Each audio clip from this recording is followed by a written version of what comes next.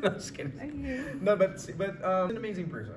She is. Very sweet, very kind, very funny, very dedicated. And we just like, share a lot of things, and we thought, hey, you're fun, I'm fun. Jericho Rosales at Janine Gutierrez is now officially dating.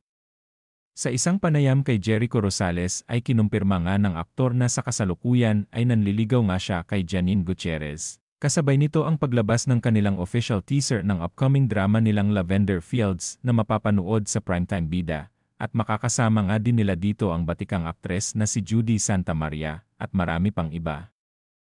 Sa isang ulat ay nakumpirma ding matagal ng hiwalay si Paulo Avellino at Janine Gutierrez, kung kaya't sa kasalukuyan ay namamataang laging magkasama sina Jericho at Janine on and off cam.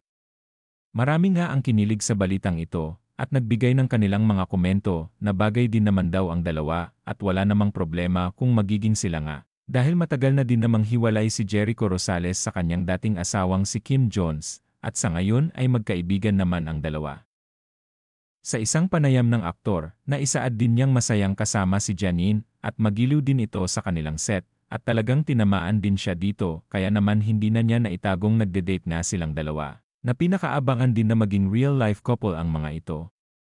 Looking forward naman ang mga fans ng dalawa sa magiging chemistry nila sa darating nilang drama at tiyak pakaabangan ang kani-kanilang mga karakter dito.